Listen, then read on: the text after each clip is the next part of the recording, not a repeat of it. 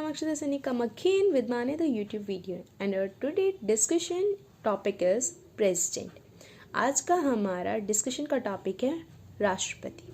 अब राष्ट्रपति जो है हमारे कॉन्स्टिट्यूशन का हिस्सा तो है, तभी तो एक पोस्ट है ना हमारे इंडिया में इसकी, ठीक है, जो कि किसके हाथ में इस टाइम पर कौन बैठा है उस पोस्ट पे, मिस्टर रामनाथ कोविंद जी, ठीक है। अब ये कैसे बने प्रेसिडेंट, कैसे बने ये राष्ट्रपति और क्या क्या इनकी ड्यूटीज़ हैं, क्या क्या इनकी पावर्स हैं, क्या क्या शक्तियां हैं इनके पास और क्या क्या इनकी ड्यूटीज़ हैं, यानी कि क्या क्या इनके कर्तव्य हैं, तो हम ये सब डिस्कस करेंगे, ठीक है। अब अगर हम प्रेसिडेंट की बात करते हैं, राष्ट्रपति की बात करते हैं, तो इसके अंदर हम ये पहली बात तो कॉन्स्टिट्यूशन के किस पार्ट में आता है। सो president it comes under the part 5th of the Indian constitution, ये हमारे इंडियन कॉन्स्टिट्यूशन के पार्ट 5th में आता है, ठीक है। अब पार्ट 5th में तो आता है और इसमें हम कौन कौन से आर्टिकल डिस्कस करते हैं। We are going to discuss from article 52 till article 78 in the president, ठीक है। प्रेसिडेंट में हम कौन कौन से आर्टिकल डिस्कस करेंगे, 52 से 78 तक, ठीक है। अब पहली बात तो आर्टिकल 52 हमारा कहता क्या है, what article 52 says. So article 52 says that as per the article 52 that a person who become the president first of all he is a citizen of the India, right. वो व्यक्ति क्या होगा, सिटीजन होना चाहिए इंडिया का। दूसरी चीज़ क्या है, दूसरी चीज़ ये कहता है कि आर्टिकल 52 की जो भी प्रेसिडेंट बनता है ना, जो भी व्यक्ति राष्ट्रपति बनता है वो क्या होगा, हेड होगा इंडिया का, ठीक है। यानी कि वो हमारे इंडिया का जो है हेड होगा और क्या होगा, citizen, first citizen of India होगा, पहला व्यक्ति होगा हमारे भारत का, ठीक है। तीसरी चीज़ ये कहता है कि he is a constitutional head also, कि वो क्या होगा, संवैधानिक प्रमुख भी होगा, कि संविधान का जो प्रमुख है वो भी हमारा कौन होगा, हमारा राष्ट्रपति होंगे, ठीक है। यानी कि मिस्टर रामनाथ कोविंद जी क्या क्या है, पहली बात तो फर्स्ट सिटीजन है इंडिया के, पहले व्यक्ति हैं इंडिया के। दूसरी चीज़, पहले व्यक्ति इसका मतलब है नहीं सबसे पहले आए हैं, उन्हें कंसीडर किया जाता है क्योंकि वो किस पोस्ट पे, प्रेसिडेंट की पोस्ट पर है, ठीक है। दूसरी चीज़ क्या है, वो क्या है, हमारे कॉन्स्टिट्यूशनल हेड भी हैं, प्रमुख सचिव हैं, मतलब हमारे कॉन्स्टिट्यूशन के, संविधान की, ठीक है। तीसरी चीज़ क्या है कि वो हमारे इंडिया के सिटीज़न भी हैं और हमारे इंडिया के जो हैं हेड माने जाते हैं, ठीक है, उन्हें सचिव, प्रमुख माना जाता है। अब प्रेसिडेंट हैं तो ये भी पता चल गया कि उन्हें क्या क्या दर्जे दिए गए हैं, मतलब उन्हें क्या क्या पोस्ट दी गई हैं। अब बनता कैसे है व्यक्ति प्रेसिडेंट, तो पहली बात, how a person become president. So first of all we are going to discuss about it. So first is how the election can be conduct, president के इलेक्शन होते किस तरीके से हैं। तो प्रेसिडेंट के इलेक्शन जो होते हैं वो पहली बात तो एक इनडायरेक्ट इलेक्शन है। इनडायरेक्ट इलेक्शन मतलब जिसमें हम लोग पार्ट नहीं लेते, नॉर्मल जनता पार्ट नहीं लेती है। वैसे तो हमारा डेमोक्रेसी क्या कहता है, हमारा लोकतंत्र क्या कहता है, लोगों के लिए, लोगों के द्वारा और लोगों का शासन, यानी कि लोगों के द्वारा। बट हमारे जो प्रेसिडेंट है वो लोगों के द्वारा नहीं है, इसीलिए क्या है, एक indirect election, that is why it is a type of the indirect election. Now it is a type of the indirect election. So who held it means कौन इसे करवाता है, तो ये करवाया जाता है इलेक्टोरल कॉलेज के थ्रू कराया जाता है, ठीक है। और जिसे कौन देखता है, electoral commission of the, election commission of the India जिसको देखते हैं, ठीक है। ओवरसी कौन करता है, इलेक्शन कमीशन ऑफ इंडिया करते हैं, ठीक है। अब तीसरी बात, हमारा प्रेसिडेंट जो है वो बने कैसे हैं, मिस्टर रामनाथ कोविंद जी बने कैसे हैं प्रेसिडेंट, मतलब बन तो गए। पहली बात तो उन्हें क्या क्या चीज़ें ज़रूरी थी बनने के लिए प्रेसिडेंट, तो जो भी प्रेसिडेंट बनते हैं पहली बात तो एक मेथड होता है जिसके अकॉर्डिंग सम रूल्स हैं वो फॉलो होने चाहिए, ठीक है। तो मेथड कौन सा है, तो प्रेसिडेंट का जो इलेक्शन होता है वो किस मेथड से होता है, PRSTV मेथड से होता है। PRSTV method stands for the proportional representative single transferable votes, right. अब इसमें होता क्या है, इसमें अगर किसी भी व्यक्ति को प्रेसिडेंट बनना है, if someone wants to become a president so he must have a 50 proposers and 50 seconders as well, कि मतलब उसके पास 50 लोगों का सपोर्ट होना चाहिए जब वो जा रहा है इलेक्शन के लिए अप्लाई करने, और उसके पास बाद में भी 50 लोगों का सपोर्ट होना चाहिए एज अ सेकेंडर्स, ठीक है। अब व्यक्ति बन तो गया, उसके बाद में बनने के समय उसको एक टोकन मनी भी जमा करनी पड़ती है, जैसे घर खरीदने जाते हैं ना, घर रिजर्व करके आ रहे हैं तो टोकन मनी दे रहे हैं, आज same as when we are going to reserve our seat also in the election as to compete for the post of the president. So at that time also a person must give the token money, right, उसको token money ज़रूर देनी है। और पर means how much it is, so the token money it is 15,000। कितनी है token money जो है, टोकन मनी जो है हमारी वो 15,000 है, 15,000 रुपये है, ठीक है। अब सबने 15,000 रुपये दे दिए, मान लो 50 लोग खड़े हुए हैं, 50 लोगों ने 15,000 दे दिए, बनेगा तो एक ही, right. someone, only one person can win the election, right? Only and one person can get the opportunity to become a president, not everyone. So what about the others who lost the election? उन सबका क्या, जो election हार गए हैं, so those people they can refund, they can take their money back also, and there is a proper criteria, but that criteria must be fulfilled, right? वहाँ पर उसका भी एक क्राइटेरिया, और वो क्राइटेरिया ज़रूर फुलफिल होना चाहिए अगर किसी भी व्यक्ति को क्या है अपने पैसे वापस लेने हैं, जिसने इलेक्शन में कम्पीट करा था लेकिन वो हार गया, ठीक है। तो उसके लिए क्राइटेरिया क्या है, अगर उस व्यक्ति के पास 1/6 वोट्स आए हैं, ठीक है, 1/6 वोट यानी कि मान लो 18,000 लोगों ने वोट किया है, ठीक है। 18,000 तो थोड़ा इम्पॉसिबल हो जाता है, लेकिन जस्ट हम एक इमेजिन कर रहे हैं, ठीक है। मान लो 18,000 लोगों ने वोट किया, 18,000 लोगों ने वोट किया है, तो उसका 1/6 कितना हो गया, 3,000 हो गया। अब 3,000 अगर उस व्यक्ति को वोट मिले हैं तो क्या होगी, उसकी टोकन मनी वापस हो जाएगी, चाहे वो इलेक्शन हार गया है, ठीक। तो इसका मतलब है कि अगर इलेक्शन में टोकन मनी वापस है ना, तो उसके लिए भी एक क्राइटेरिया है। अब ये तो बात कर ली जो हार गया, अरे भैया जो जीता है उसकी भी तो बात करते। तो मिस्टर रामनाथ कोविंद जी जीते कैसे? मिस्टर रामनाथ कोविंद जी इस प्रकार से जीते क्योंकि उनके पास क्या था, मोर देन 50% वोट थे, ठीक है। मोर देन 50% वोट मतलब मान लो 18,000 लोगों ने वोट किया था, तो 9,000 से ज़्यादा उनके पास वोट थे, इसीलिए वो क्या है, आज प्रेसिडेंट की पोस्ट पर बैठे, आज प्रेसिडेंट की चेयर पर बैठे हैं, ठीक है। So he has the votes more than 50,000. That is why he is a president, right? अब प्रेसिडेंट बन तो गए, अब प्रेसिडेंट के इलेक्शन में पार्ट किस किसने लिया था? हम तो नहीं ले रहे, जनता तो नहीं ले रही, तो फिर चुन कौन रहा है? क्या प्रेसिडेंट खुद से कह दे रहे अभी मुझे प्रेसिडेंट बनना है? नहीं, ऐसा नहीं है। अब उन्हें चुन कौन रहा है, तो उन्हें चुनते हैं हमारे बोथ दी हाउसेस के जो इलेक्टेड मेंबर्स होते हैं, ठीक है। 3 तरह से जो मतलब 3 पोस्ट में लोग उन्हें चुनते हैं। पहला एक तो हमारे जो दोनों हाउसेस के जो इलेक्टेड मेंबर्स हैं, ठीक है, the elected members of both the houses, ठीक है, वो चुनेंगे प्रेसिडेंट के लिए, वो वोटिंग करेंगे। दूसरे कौन वोटिंग करेंगे? दूसरे हमारे जो स्टेट लेजिस्लेटिव के मेंबर्स हैं, ठीक है, जिन्हें हम MLA कहते हैं, वो लोग वोट करेंगे। तो अगर दोनों हाउसेस के वोट करें तो MPs वोट करें, इलेक्टेड मेंबर्स, राइट। और अगर दोनों स्टेट लेजिस्लेटिव के वोट्स कर रहे हैं तो वो इलेक्टेड मेंबर्स वोट करें स्टेट लेजिस्लेटिव के, तो MLAs वोट कर रहे हैं। तीसरे कौन वोट करेंगे? दिल्ली एंड पुडुचेरी, जो कि क्या है कि UT है, उनके भी जो इलेक्टेड मेंबर्स है वो भी क्या करते हैं, वोट करते हैं हमारे प्रेसिडेंट के इलेक्शन में, ठीक है। तो इस प्रकार से जो है प्रेसिडेंट का इलेक्शन होता है, right? Now this is a way how the president election is conduct, and this is a proper means, this is a proper, we can say, path, this is a proper way it should be followed when the president election is done, right? जब president election होते हैं तो उस time पर ये जो तरीका है ये प्रॉपर तरीके से फॉलो होता है, तभी प्रेसिडेंट का इलेक्शन जो है किया जाता है, राइट। अब प्रेसिडेंट बनने के लिए कुछ क्वालिफिकेशन भी है, राइट। अब कोई भी नहीं बस मन करा तो बोल दिया मुझे प्रेसिडेंट बनना है। Anybody can't say this that I want to become a president so he will become, no, it is not like that. If someone wants to become a president so there is a proper qualification, there is a proper criteria and that person should fulfil that criteria, right. तो उस व्यक्ति को वो criteria fulfil करना है जो बनना चाहता है, ये नहीं कि बोला उठकर मुझे बनना है तो बन जाओगे, नहीं। सो वो क्राइटेरिया क्या है? पहली चीज़ कि वो व्यक्ति जो है वो 35 साल का होना चाहिए, तो मिनिमम एज लिमिट भी है, ठीक है, प्रेसिडेंट के केस में, जो कि कितनी है, 35 years. So a person must have the age, a person must has the age of the 35 year, right. After that अब और क्राइटेरियाज क्या हैं? अदर क्राइटेरिया जो हैं प्रेसिडेंट बनने के लिए, पहली बात तो अगर व्यक्ति प्रेसिडेंट बन भी रहा है तो उसके लिए कई सारे क्राइटेरिया। तो जो दूसरा क्राइटेरिया है प्रेसिडेंट बनने के लिए, दूसरा क्या है कि वो व्यक्ति जो है सिटीजन होना चाहिए इंडिया का, he should be a citizen of the India, right. Another criteria it is that he should be qualified to become a member of the Lok Sabha. वो क्वालिफाई होना चाहिए, वो योग्य होना चाहिए जो लोकसभा है उसका एक मेंबर बनने के लिए, ठीक है।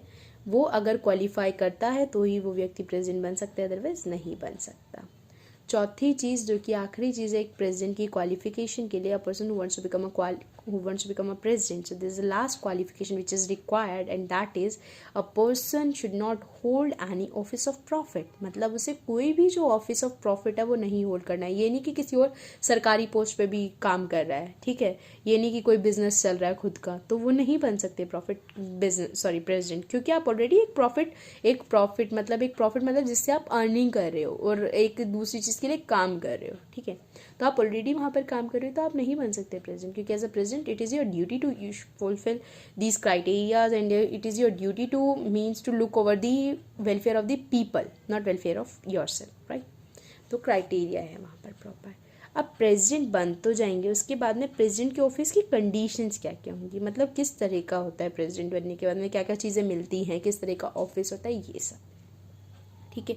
तो first of all, a person who become a president, he is entitled to enactments and allowances and get many privileges, right? As means as per the determined by the parliaments also, like these things are determined by the parliaments। मतलब अगर हम बात करें तो जो भी व्यक्ति जो है प्रेसिडेंट बनेगा तो उसको क्या क्या मिलेंगे, अलाउंसेस मिलते हैं, प्रिविलेजेस मिलते हैं, मतलब एक प्रॉपर कार मिलती है, प्रॉपर सिक्योरिटी भी, सपोर्ट भी मिलता है, एक घर मिलता है जिसे राष्ट्रपति भवन भी कहते हैं, राइट, प्रेसिडेंट हाउस कहते हैं। तो क्या ये सारी प्रिविलेजेस हैं, ये सारे अलाउंसेस हैं जो एक व्यक्ति को प्रेसिडेंट बनने के बाद में मिलते हैं, ठीक है। तो मन करोगा ना हम भी बने प्रेसिडेंट, इतने सारे अलाउंसेस मिलेंगे, इतने सारे प्रिविलेजेस मिलेंगे। So for to become a president there is a lot of hard work also, and there is a lot of responsibility also, right. So अगर प्रेसिडेंट बनना है तो उसके लिए बहुत ज़्यादा मेहनत भी करनी पड़ेगी, और उसके बाद में भी बहुत मेहनत है बनने के बाद में भी। ऐसा नहीं है आराम से बैठो और खाओ, नहीं, उसके बाद में बहुत ज़्यादा मेहनत है, बहुत ज़्यादा क्रिटिकल डिसीजंस लेने पड़ते हैं, राइट। तो अब ये सारी चीज़ें जो है कि क्या क्या प्रेसिडेंट को मिलता है, अलाउंसेस क्या क्या होंगे, प्रिविलेजेस क्या क्या होंगे, इनैक्टमेंट्स क्या क्या होंगे, तो ये सभी डिसाइड किए जाते हैं किसके थ्रू, हमारी पार्लियामेंट के थ्रू। डिसीजन कौन लेगा, पार्लियामेंट डिसीजन लेगी कि क्या क्या जो है चीज़ें प्रेसिडेंट को मिलेंगी, ठीक है। अब दूसरी चीज़ क्या है कि प्रेसिडेंट जो है, प्रेसिडेंट जब मतलब जो पर्सन जो है वो प्रेसिडेंट की मतलब उन्होंने जीत ली इलेक्शन, तो ही should not be a member of either of the house first of all. अगर वो किसी भी हाउस के मेंबर हैं, स्टिल अगर वो लोकसभा के मेंबर है, राज्यसभा के मेंबर है वो व्यक्ति, तो वो प्रेसिडेंट नहीं बन सकता, ठीक है। So he should not be a member either of the Lok Sabha और राज्यसभा, ठीक है। उसे मेंबर ही नहीं होना है, आप सिर्फ ही सिर्फ प्रेसिडेंट की पोस्ट पे रहेंगे और आप सिर्फ ही सिर्फ प्रेसिडेंट की तरह काम करेंगे, आप और कुछ नहीं कर सकते, ठीक है। सो ये सारी जो है कंडीशंस थी प्रेसिडेंट बनने के लिए, ठीक है। अब प्रेसिडेंट बन तो गए, प्रेसिडेंट बनने के बाद में कितना टेन्यूर है, कब दूसरे व्यक्ति को मौका मिलेगा बनने का, मतलब लड़ने का इलेक्शन में, ठीक है। अब रामनाथ कोविंद जी कब तक रहेंगे सीट पर, वो भी तो पता होना चाहिए ना, ये थोड़ी ना बन गए तो रहेंगे भैया जब तक मन करता है, नहीं। तो there is a proper tenure also, and the tenure it is 5 years, ठीक है। क्या है, 5 साल का टेन्योर है। अगर रिटायरमेंट एज की बात करें या रिटायरमेंट की बात करें तो रिटायरमेंट की कोई एज नहीं है, कोई लिमिटेशन नहीं है रिटायरमेंट पे। जब तक वो इलेक्शन जीतते हैं तब तक वो प्रेसिडेंट बनते हैं, right. He can hold the post of the और he can hold the seat as a president until he defeat in the election, कि जब तक वो हार नहीं जाते हैं इलेक्शन में, ठीक है। तो अगर कोई व्यक्ति रिटायरमेंट लेना चाहता है, मान लीजिए मिस्टर रामनाथ कोविंद जी कहते हैं कि अब भैया मुझसे काम नहीं हो रहा और मुझे तो अब रिटायरमेंट लेनी है, ठीक है। तो वो किसको अपना रेजिग्नेशन लेटर देंगे, तो वो अपना रेजिग्नेशन लेटर जो है हमारे वाइस प्रेसिडेंट को देंगे, ठीक है। If a president he doesn't want to become a president, he doesn't want to hold a post of the president, then he can give his resignation letter to the vice president, right? And after giving that letter to the vice president he holds the post of the president, and he will perform the duty of the president, right? And he can avail all the facilities, all the privileges, all the allowances are given to him as same as president, right? तो जो भी president फिर क्या करेंगे, हमारे vice president जो है वो उस पोस्ट को होल्ड करेंगे, यानी हमारे उपराष्ट्रपति जी उस पोस्ट को होल्ड करेंगे एज अ प्रेसिडेंट, फिर वो काम करेंगे। और जो भी अलाउंसेस वगैरह थे जो हमारे प्रेसिडेंट को मिलते थे, जो हमारे राष्ट्रपति को मिलते थे, वो किसको मिलेंगे, हमारे वाइस प्रेसिडेंट को मिलेंगे, उपराष्ट्रपति को मिलेंगे, ठीक है। अगर जस्ट इन केस मान लीजिए कि रामनाथ कोविंद जी कहते हैं कि भैया मुझसे नहीं हो रहा, तो वो अब अपना रेजिग्नेशन लेटर किसको दे सकते हैं, मिस्टर वेंकैया नायडू जी को दे सकते हैं। जब वो मिस्टर वेंकैया नायडू जी को लेटर दे देंगे तो उसके बाद जो मिस्टर वेंकैया नायडू जी क्या करेंगे, वो पोस्ट संभालेंगे एज अ प्रेसिडेंट, वो काम करेंगे। और जो भी चीज़ें, जो भी सुविधाएं हमारे प्रेसिडेंट को मिलती थी, हमारे राष्ट्रपति जी को मिलती थी, वो किसको मिलेंगी, फिर हमारे उपराष्ट्रपति जी को मिलेंगी, ठीक है। अब मिल तो गई, ये सब तो हो गया, अब उन्हें ओथ कौन दिलाएगा, जिससे अभी देखा होगा when the BJP won the election at that time the oath is offered to each and every ministers, right, like there's a council of minister of the president, so at that time the oath is offered to all of them. So who offered the oath at that time, the president he offered the oath, ठीक है। उस time पे उन्हें oath शपथ दिलाई गई थी, किसने दिलाई थी, प्रेसिडेंट ने दिलाई थी, राइट।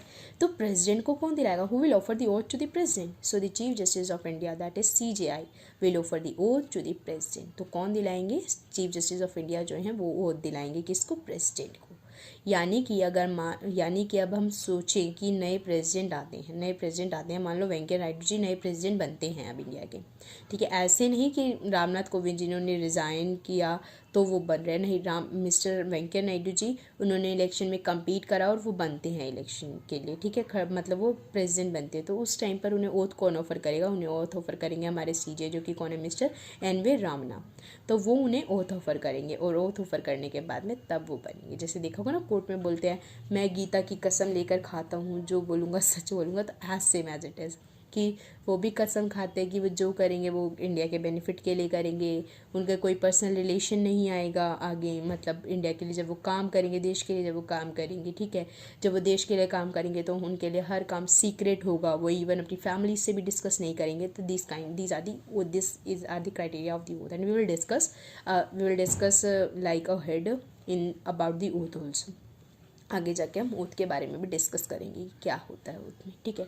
अब प्रेसिडेंट बन भी गए, ये भी बात कर ली। प्रेसिडेंट खुद से अपनी मर्जी से जाना चाहते हैं, वो भी बात कर ली। लेकिन ज़रूरी थोड़ा ना प्रेसिडेंट हमेशा अपनी मर्जी से जाएंगे, कभी कभी प्रेसिडेंट भी तो गलत हो सकते हैं, तो उन्हें किस तरह से हटाया जाएगा, राइट। तो अब अगर मान लीजिए अगर हमारे प्रेसिडेंट जो हैं वो चाहते हैं कि मतलब अगर उन्हें रिमूव करना चाहता है कोई भी, ठीक है, तो इसके लिए एक प्रॉपर प्रोसीजर है, impeachment motion, right. If someone wants to remove the president, someone not like us, if any member of the Lok Sabha, if any member of any of the house like Lok Sabha और Rajya Sabha, he wants to remove the president, so he can remove it by the impeachment motion, right. And as per the article 60, right. तो article 60 के मतलब चलते वो president को remove करने के लिए मोशन ला सकते हैं, ठीक है। और वो किन्हीं दो बेसिस पे लाया जाता है, और वो दो बेसिस कौन से? या तो प्रेसिडेंट जो है इनकेपेबल है, यानी कि अपनी काम नहीं करने मतलब करने के योग्य नहीं है, ठीक है।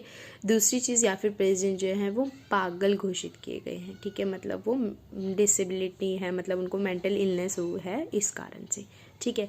So in these two criteria the impeachment motion can be come against the president के अगेंस्ट लाया जा सकता है impeachment motion as per article 60, जो कि इम्पीचमेंट मोशन का जो हमारा जो प्रोसीजर है इम्पीचमेंट का, यानी कि प्रेसिडेंट को रिमूव करने का जो प्रोसीजर है वो कहाँ से लिया गया है? वो USA से लिया गया है, राइट। द प्रोसीजर और to impeach the president is taken by the USA, ठीक है, USA के द्वारा लिया गया है, USA is taken from the USA, sorry, कहाँ से लिया? So must watch everyone that video, impeachment procedure video, so that you are aware about that also, right. And further about this topic we'll discuss in the another part of the video. And if you like this video, then don't forget to like, comment and share the video, and don't forget to subscribe the channel so that you can get the notification when the another part of this video come, right, directly. So we will discuss power of the president in the another part of the video. I hope you all like this video and you all are able to understand about the president. Thank you.